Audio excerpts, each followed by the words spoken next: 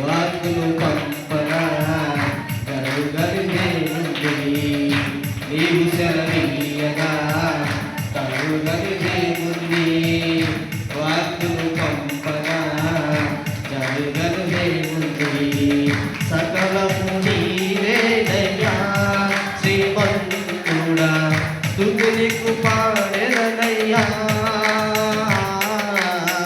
సకలము నీవేనయ్యా శ్రీమంతుడా స్తుతికి పాడెదనయ్యా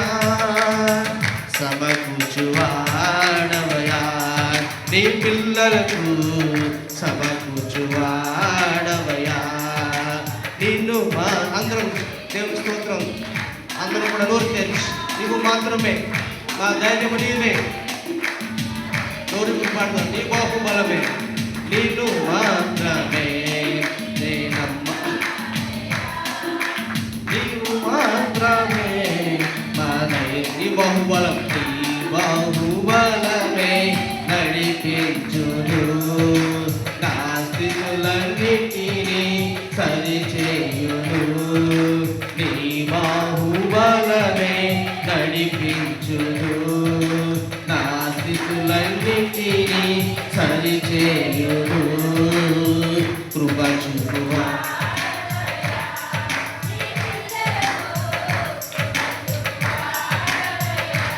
అందరికీ కృప చూపువాడు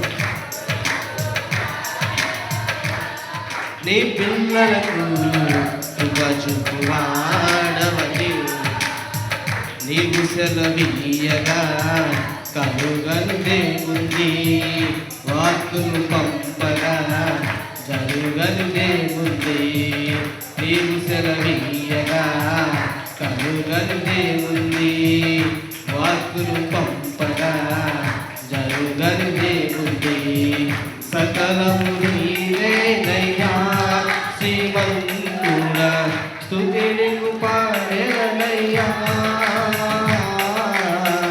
సకలము నీవేనయ్యా శ్రీమంతుడా స్తుతికి పాడెదనయ్యా సమకూర్చువాడవయ్యా నీ పిల్లలకు సమకూర్చువాడవయ్యా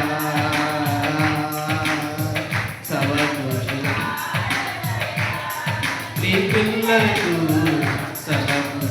సమకూర్చువాడవయ్యా నా ముందు నీ ఉండగా నీవు రుచివాడవడు కార్యము చేయగా అడ్డుపడేవాడెవడు నా ముందు నీ ఉండగా నీవు రుచివాడెవడు కార్యము చేయగా అడ్డుపడేవాడెవడు యుద్ధము నీరేనయ్యా ఓ శూరుడా ముందుకు సాగెదనయ్యా యుద్ధము నీరేనయ్యా ఓ శూరుడా ముందుకు సాగెదనయ్యా జయమిచ్చువాడవయ్యా నీ పిల్లలకు జయమిచ్చువాడవయ్యా మనందరి పిల్లలకు దేవుస్తూ జయమిచ్చువాడవయ్యా నీ పిల్లలకు జయమిచ్చువాడవయ్యా నీకు మాత్రమే నేనమ్మానయ్యా అందరూ కూడా నీవు మాత్రమే మా ధైర్యం నీవయ్యా నీకు మాత్రమే నేనమ్మానయ్యా అందరూ కూడా సంతోషంగా గౌరవంగా నా బాహుబలమే నీ బాహుబలమే నడిపించును నా స్థితులన్నిటినీ సరిచేయును నీ బాహుబలమే నడిపించును నా స్థితులన్నిటినీ సరిచేయును కృప చూపువాడవయ్యా నీ పిల్లలకు కృప చూపువాడవయ్యా నీవు మాత్రమే అందరూ కూడా నోరు తెరిచి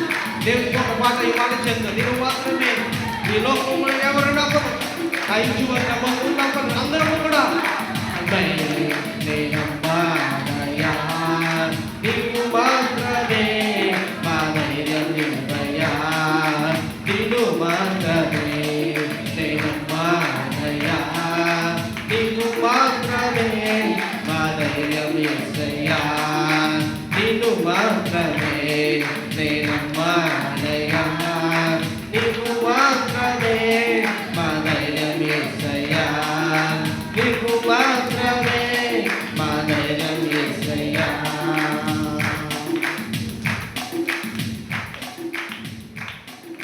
కూర్చున్నాం పిల్లరా. దేవుని యొక్క మహాకృపను బట్టి దేవుడు గతించిన వారం నుంచి ఈ పరిశుద్ధమైన దినం వరకు కూడా దేవత దేవుడు మనందరినీ కూడా ఆది ఆరోగ్యం మనకు అనుగ్రహించిన దేవత దేవునికి గలబెత్తి దేవునికి బిగ్గరగా దేవునికి స్తోత్రం చెప్దాం అందరూ. హల్లెలూయా, హల్లెలూయా. అందుకే ఓ భక్తుడు ఇలా రాస్తూ ఉన్నాడు, రాజాని సన్నిధిలో రాసిన జాన్, మరి ఆ భక్తుడు రాశాడు, నేను మాత్రమే నేను, అందరూ చెప్పాలి, నిన్ను మాత్రమే నేను కదా, నీవు మాత్రమే నాకు ధైర్యం. ఈ రెండు విషయాలు ఒకసారి మనం గమనించినట్లయితే ప్రియులారా, నిన్ను మాత్రమే నేను నమ్మాను, నువ్వు మాత్రమే నాకు ధైర్యం. ఈ లోకంలో ఎవరిని నమ్మినా నమ్మకపోయినా దేవుని మనం నమ్మితే దేవుడు అంటున్నాడు, నీ బాహుబలమే నన్ను నడిపించాను, నా స్థితులన్నిటినీ కూడా మార్చిన ఏదైనా ఉన్నదంటే అదేంటంటే నా దేవుని యొక్క శక్తి నా స్థితిని నడిపించు. అందుకే అంటున్నాడు, మన పరిస్థితులు ఏది మారుస్తుందంటే ప్రార్థన స్థితిగతులను మారుస్తుంది, పరిస్థితులు మారుస్తుంది కదా. ప్రార్థన ఏంటంట, మన పరిస్థితులు మారుస్తుందంట, మన స్థితిగతులు కూడా. అందుకే ఒకసారి ఫిలిప్పీయులు రాసిన పత్రిక 4వ అధ్యాయము 1వ వచనాన్ని మనం చూసుకుంటే, అపోస్తలుడైన పౌలు గారు రాయించిన పత్రిక 4వ అధ్యాయము 11వ వచనాన్ని ఒకసారి మనం చూసినట్లయితే ఇక్కడ అంటున్నాడు, నాకు కొదువు కలిగినందున నేను ఇలాగ చెప్పడం లేదు, నేను ఏ స్థితిలో ఉన్నాను ఆ స్థితిలో సంతృప్తి కలిగి ఉండి నేర్చుకుని ఉన్నాను, దీన స్థితిలో ఉండనెరుగుదును, సంపన్న స్థితిలో ఉండనెరిగెదను, ప్రతి విషయంలోను అన్ని కార్యముల్లోనూ కడుపు నిండి ఉండుటకును, ఆకలి కలిగి ఉండుటకును, సమృద్ధి కలిగి ఉండుటకును, లేములో ఉండుటను. చాలు ప్రియులారా, దేవుని యొక్క మాటలు ఇక్కడ మనం చూసినట్లయితే ప్రియులారా, ఇక్కడ ఒకసారి అపోస్తలుడైన పౌలు గారు ఫిలిప్పీ సంఘానికి రాస్తున్నారు, ఫిలిప్పీ యొక్క రాసిన పత్రికలో చెప్తున్నారు ఏమనంటే, ఎక్కడ స్థితి, ఇప్పుడు మనం పాడాం కదా, నీ స్థితి నన్ను మార్చును కదా. ఈ ప్రార్థన ఏ పరిస్థితులు అయితే ఎలా మార్చగలుగుతుందో, ప్రార్థన ప్రతి విషయాలు ఎలా మార్చగలిగిన ప్రతి విషయాలను ఎలా మార్చగలుగుతుందో ఇక్కడ కూడా పౌలు గారు చెప్తున్నారు, నాకు కొదువు కలిగినందున నేను ఇలాగ చెప్పుటం లేదు కానీ నేను ఏ స్థితిలో ఉన్నాను ఆ స్థితిలో సంతృప్తి కలిగి ఉన్నాను. నేను ఏ స్థితిలో ఉన్నా, పౌలు గారు ఏమంటున్నారు ఇక్కడ, నేను ఏ స్థితిలో ఉన్నా ఆ స్థితిలో నాకు కలిగినందున నేను చెప్పడం లేదు కానీ నేను ఏమైతే స్థితిలో ఉన్నానో ఆ స్థితిలో నాకు ఇప్పుడు ఏముందంట, సంతృప్తి కలిగి ఉన్నాను. సంతృప్తి కదా, తృప్తి అనేది రెండు విషయాలు. సంతృప్తిని మనకు వచ్చినప్పుడు ఏదైనా మనకి ఒకసారి మనం గమనించినట్లయితే ప్రియులారా, గత ఇక్కడ కూర్చున్న ప్రతి ఒక్క విశ్వాసుల్లో కానీ బిడ్డల్లో కానీ ఆడవారిలో కానీ స్త్రీలు అందరిలో కూడా వివాహమైన తర్వాత కొన్ని సమస్యలు పరిస్థితులు ఎదురవుతాయి. స్థితి ఒకప్పుడు తినడానికి ఆహారము కొన్ని సందర్భాల్లో ఉండదు కదా. వివాహమైన తర్వాత కొన్ని కష్టాలు ఉంటాయి. ఒకవేళ మనం కోరుకున్నవన్నీ దర్జాగా తినకపోవచ్చు కదా, మనం కలిగినది ఏదైనా మనకు దొరకకపోవచ్చు. కానీ దేవుడు అంటున్నాడు మన స్థితి ఎలా మారుస్తాడంటే కొన్ని సంవత్సరాల తర్వాత, దయచేసి అర్థం చేసుకోవాలి కదా, 2-3 సంవత్సరాల తర్వాత కష్టాలు పడిన తర్వాత మన స్థితి ఎలా మారుతుందంటే, ఇప్పుడు నువ్వు ఏ విషయంలో తృప్తి లేకుండా నువ్వు జీవించావో అనేకమైన దశల తర్వాత దేవుడు నీకు ఏమిస్తాడో తెలుసా, సంతృప్తిని నీకు దేవుడు కలగజేస్తాడు. ఎందుకంటే ప్రియులారా, నీ యొక్క కుటుంబాన్ని దేవుడు దీవిస్తాడు కాబట్టి, నీకు కలిగిన ప్రతిదీ కూడా దేవుడు ఆశగల ప్రాణాన్ని దేవుడు తృప్తిపరుస్తాడు కాబట్టి, ఏమో నీ స్థితిని ఏ రకంగా అయినా దేవుడు మార్చవచ్చు. అది ఎవరి చేతుల్లో లేదు కదా. ఈరోజు చాలామంది ధనం లేక తినడానికి ఏమీ లేక, అయ్యో నేను ఇంకా సరైన విధంగా నాకు ఇంకా లేమిలో ఉన్నానేమనుకోవచ్చు. కానీ దేవుడు అలాంటి వారిని ఎలా నిలబెడతాడంటే ప్రియులారా, అనుకోని విధంగా దేవుడు వారిని చేర్చుకుంటాడు. అందుకంటూ ఉన్నాడు పౌలు గారు, నేను ఏ స్థితిలో ఉన్నానో ఆ స్థితిలో నేను సంతృప్తి కలిగి ఉన్నాను. ప్రియులారా, మనం అన్ని విషయంలో కూడా ఏమున్నా ఇప్పుడున్న పరిస్థితిని బట్టి సంతృప్తి అనేది మనిషికి చాలా అవసరం. ఈ సంతృప్తి అనేది లేకపోతే కదా చాలా కష్టం మనుషుల జీవితాల్లో. అందుకంటూ ఉన్నాడు, నేర్చుకుని ఉన్నాను దీనస్థితిలో నేను ఉండనెరుగుదును కదా. పౌలు గారు ఏమంటున్నారు, దీనస్థితిలో కూడా నేను ఉన్నాను. సంపన్నమైన స్థితిలోనే కాదు, ఈ ప్రతికూల అనుకూలమైన పరిస్థితుల్లో కూడా నేను జీవించాను. అదేంటి కారణం ఏంటంటే నా స్థితి నేను సంతృప్తి కలిగి ఉన్నాను అంటున్నారు పౌలు గారు.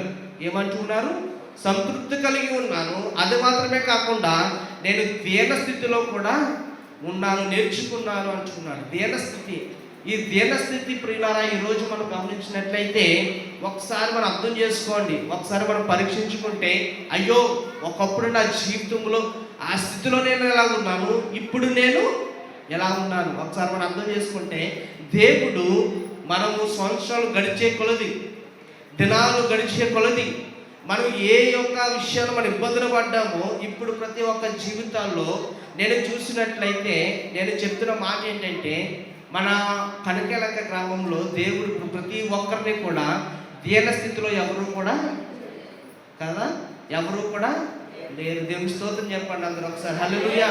ప్రతి ఒక్కరికి దేవుడు సంపూర్ణమైన స్థితిని ఇచ్చాడు.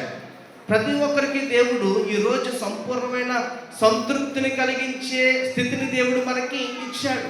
ఎందుకంటే అది నీ రెక్కల కష్టార్జితము కావచ్చు, అది నువ్వు ఎక్కడికైనా దేశాలు వెళ్ళి నువ్వు కష్టపడవచ్చు. ఏదైనప్పటికీ కూడా దేవుడు నీకు ఇచ్చిన సంపూర్ణమైన స్థితిని దేవుడు నీకు ఇచ్చాడు. అందుకంటూ ఉన్నాడు పౌలు గారు, నేను ఏ స్థితిలో ఉన్నాను ఆ స్థితిలో నేను సంతృప్తి కలిగి ఉన్నాను. అది మాత్రమే కాకుండా దీన స్థితిలో ఉండనెరుగుదును, సంపూర్ణ స్థితిలో ఉండనెరుగుదును, ప్రతి విషయములోను అన్ని కార్యముల్లోనూ కడుపు నిండి ఇండుటకును కదా, కడుపు నిండి ఇండుటకును, ఆకలి కలిగి ఉండుటకును, సమృద్ధి కలిగి ఉండుటకును, లేమిలో ఉండుటకును ఏమన్నాడండి, నేర్చుకున్నాడు. ప్రియులారా, ఒకసారి మనం గమనించినట్లయితే మన బిడ్డలు చాలామంది తల్లిని అడుగుతూ ఉంటారు, నాకు అవి కొనండి ఇవి కొనండి అంటూ ఉంటారు. కానీ చాలామంది పిల్లలు అర్థం చేసుకునే వాళ్ళు ఉన్నారు, అర్థం చేసుకోలేని వారు కూడా చాలామంది ఉన్నారు. కాబట్టి అర్థం చేసుకునే బిడ్డలు ఒకసారి మీరు గమనించినట్లయితే మీ తల్లిదండ్రులు ఏ రకంగా కష్టపడుతున్నారో ఒకసారి దేవుడు ఈరోజు కాకపోవచ్చు, కానీ దేవుడు రానున్న దినాల్లో మీ బిడ్డలు కోరుకున్నవన్నీ కూడా దేవుడు మీకు ఇవ్వచ్చు. ఎందుకంటే మనము స్థితిలో ఉన్నప్పుడు ఏదైతే అందని వాటి కొరకు ఆశపడకూడదు, కానీ మనకి ఏదైతే ఉన్నదో దాని కొరకే మనము ఆశపడాలి కదా, ఆశపడాలి ప్రతి దాని కొరకు. అందుకంటూ ఉన్నాడు, అందని వాటి కొరకు మనం ఎప్పుడు కూడా ఆశపడవద్దు. ఎందుకంటే దేవుడు అంటూ ఉన్నాడు, నేను ఏ స్థితిలో ఉన్నానో మీరు కూడా సంపూర్ణమైన స్థితిలో, దీనస్థితి ప్రియులారా, దీనస్థితి ప్రతి ఒక్కరికి కూడా దీనస్థితి కలిగి ఉంటుంది.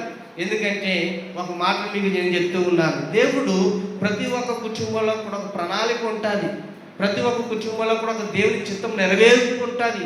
ఆ నెరవేర్పు ఎవరికి కలుగుతుందో తెలుసా ప్రియులారా, దేవుని యందు విశ్వాసం ఉన్నవారు ప్రతి ఒక్కరు కూడా కుటుంబాల్లో ఎదుగుతూ ఉంటారు, వారు ఆశీర్వదించబడుతూ ఉంటారు. అందుకంటూ ఉన్నాడు, నేను లేములో ఉండటం నేర్చుకున్నాను, అన్నీ కూడా నేర్చుకున్నాను.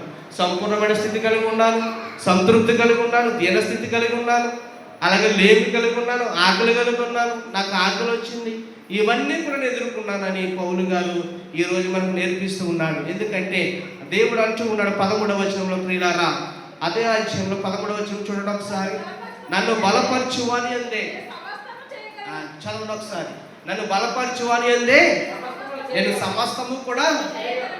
దేవుడు ఏమంటున్నాడు ప్రియులారా, నన్ను ఎవరైతే బలపరుస్తారో నేను సమస్తము కూడా చేస్తాను, చేయగలుగుతున్నాను. ఎందుకంటే నన్ను బలపరచలేకపోతున్నారు చాలామంది, నన్ను చాలామంది బలపరచడం లేదు. అంటే దేవుని మనం బలపరిచినట్లయితే నేను సమస్తము చేస్తానంటున్నాడు దేవుడు. ఎందుకంటున్నాడు ఆ మాట ఒకసారి మనం అర్థం చేసుకోండి. నన్ను బలపరచు అని నేను సమస్తము కూడా చేయగలను. ఎందుకంటే ఆయనను నా శ్రమలో మీరు పాలుపుచ్చుకునేది మంచి పని పిలిపిలారా, సువార్తలను బోధించిన ఆరంభించిన మసోదీలో నుండి వచ్చినప్పుడు ఇచ్చి విషయమును పుచ్చుకున్న విషయంలో మీరు తప్ప మరి ఏ సంఘపు వారు నాతో పాలువారు కాలేదని మీకు తెలియను. ప్రియులారా, దేవుని యొక్క మాటలు మీకు చెప్తున్న మాట ఏంటంటే, నేను ఇంక ముగించబోతున్నాను. పౌలు గారు చెప్పినట్టు నాకు కలుగు కలుగునందున నేను ఇలాగ చెప్పడం లేదు. నేను ఏ స్థితిలో ఉన్నాను ఆ స్థితిలో నేను సంతృప్తి కలిగి ఉన్నాను. సంతృప్తి. ప్రియులారా, ఈరోజు సంతృప్తి కలిగి ఉంటే నీకున్న దాంట్లో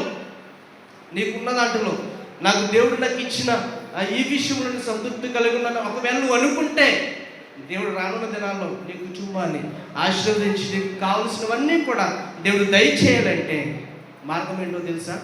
దేవుణ్ణి బలపరచాలి. దేవుని బలపరచకపోతే మన కుటుంబంలో ఇది కూడా మనము చేయలేము, సంపాదించుకోలేము. దేవుడు అంటూ ఉన్నాడు, ఈరోజు ప్రతి ఒక్క కుటుంబాల్లో ప్రతి ఒక్క బిడ్డను కోరినప్పుడు నాకు ఒక్కసారి జాలేస్తూ ఉంటుంది. కొన్ని సందర్భాలు మనం చూస్తే బయట కొంతమంది బిడ్డలకు బట్టలు కావాలని పండుగకు వచ్చినప్పుడు వారు ఎంతో ఆశపడుతూ ఉంటారు.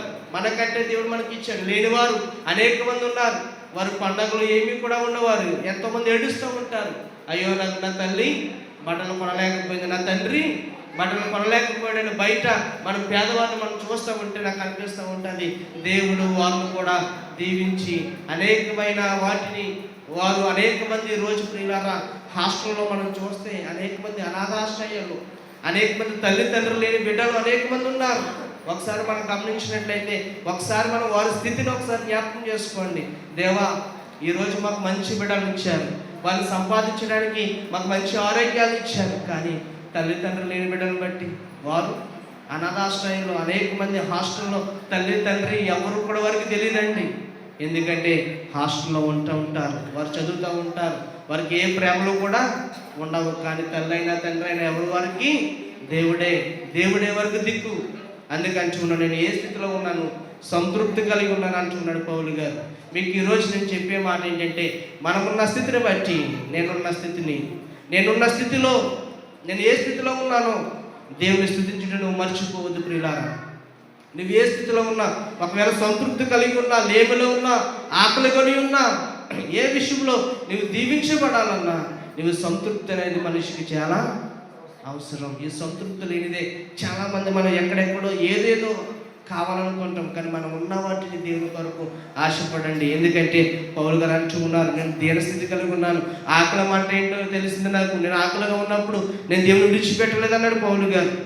నేను ఆకలిగా ఉన్నాను, దీనస్థితి కలిగి ఉన్నాను, సంపన్నమైన స్థితి కలిగి ఉన్నాను. ఈరోజు ప్రియులారా, ఒకసారి మనం అర్థం చేసుకుంటే, ఒకప్పుడు మన గ్రామాలు ఎవరికి కూడా ఏముండేవి కాదు, వాహనాలు ఉండేవి కాదు కదా. దేవుడు ఈరోజు ప్రతి కుటుంబానికి చక్కని వాహనాలు ఇచ్చాడు. దేవునికి స్తోత్రం చెప్పండి అందరూ, హల్లెలూయా. అలాగే రానున్న దినాల్లో ప్రతి కుటుంబానికి అవసరమైనవి ఏంటో దేవునికి తెలుసు. దేవుడి చిత్తం ఎలాగా ఏ రకంగా ఉంటుందో మనకి తెలియదు ప్రియులారా. ఎందుకంటే దేవుని ఆశీర్వాదం చాలా విలువైనది. ఎందుకు ఈ మాటలు మీకు చెప్తున్నానంటే, ఈరోజు మన స్థితిని దేవుడు దీవించాడు. ఇంకా రానున్న దినాల్లో ఏమో మనకి ఈరోజు వాహనాలు ఉన్నాయి, దేవుడు ఇంకా ఏమి ఇస్తాడో మనకి తెలియదు. దేవుడు మనకి ఏమి దయచేస్తాడో మనకి తెలియదు. అందుకని ఉన్నాడు, సమస్తమును కూడా ప్రేమించేవాడు ఆయనే, సమస్తాన్ని కూడా రక్షించేది ఆయనే, సమస్తాన్ని కూడా ఉద్భవించేది ఆయనే. అందుకని ఉన్నాడు, నన్ను బలపరచమని నేను సమస్తము చేస్తాను. దేవుడు బలపరచండి. దేవుడు బలపరచకపోతే దేవుడు సమస్తము కూడా చేయలేడు, మనకి ఏమీ కూడా చేయడు. దేవుడు బలపరచండి, నన్ను బలపరచమని నేను సమస్తము చేయగలగాలంటే మనం ఏం చేయాలి? దేవుని మనము కదా, దేవుని సమయాన్ని, దేవుని ప్రాధాన్యతను, దేవుని యొక్క ఇవ్వాల్సిన ప్రాముఖ్యతను దేవునికి మనం ఇవ్వగలుగుతున్నామా? ఒకసారి మనం అర్థం చేసుకోవాలి ప్రియులారా. నా వాక్యాన్ని ముగించిపోతున్నాను. ఈరోజు పౌలు గారు అన్నట్టుగా నేను దీనస్థితిలో ఉన్నాను, నేను సంపూర్ణమైన స్థితిలో ఉన్నాను, సంతృప్తి కలిగి ఉన్నాను. అన్ని విషయాల్లో కూడా నేను తగ్గించుకుని ఉన్నాను. నా స్థితిని బట్టి నేను మాట్లాడుతూ ఉన్నాను. ఈరోజు దేవుడు ప్రతి ఒక్క స్థితిని ఇచ్చాడు. ఈరోజు ఎవరు కూడా లేని వారంటే ఎవరు కూడా మన గ్రామాల్లో లేరు. దేవుడు చక్కని గృహాలు అందరికీ ఇచ్చాడు, చక్కని సదుపాయాలు ఇచ్చాడు, చక్కని అవసరం దేవుడు ఇస్తూ ఉన్నాడు, చక్కని రెక్కల కష్టార్జితను దేవుడు దీవిస్తూ ఉన్నాడు. దేవాలయం ఇంకా ఏం చేయాలి కదా, దేవాలయం ఇంకా ఏమి చేయాలి. అందుకంటున్నాడు, నిన్ను మాత్రమే నేను నమ్మాను. దేవుణ్ణే నమ్మండి, దేవుణ్ణే ఆశ్రయంగా ఉండండి, నిన్ను మాత్రమే నేను నమ్మాను. ఎందుకంటే నీవే నాకు ఆశ్రయం, నీవే నాకు ధైర్యం, నీ బాహుబలమును నడిపించాను. ఈ లోకంలో నన్ను ఎవరు నడిపించకపోయినా పర్వాలేదు, కానీ నా దేవుడు నన్ను నడిపిస్తే చాలు. నా దేవుడు నాకు ఆశ్రయంగా ఉంటే చాలు అన్న వచనాలు మనం గమనిస్తే ప్రియులారా చాలా అర్థంగా దేవుడు మనల్ని హెచ్చించబోతున్నాడు. దేవుడు మనందరిని కూడా దీవించి రానున్న దినాల్లో అనేక మందికి దీవెనకరంగా దేవుడు ఉంచాలని నేను కోరుకుంటూ ఉన్నాను. దేవుడు మనందరినీ కూడా దీవించి ఆశీర్వదించును గాక. అందరిని కూడా లేచి నిలబడదాం. దేవుని యొక్క మరి పాట పాడుకుని సమర్పణ చేసుకొని మరి అందరం కూడా మనం లేచి నిలబడదాం. ఒకసారి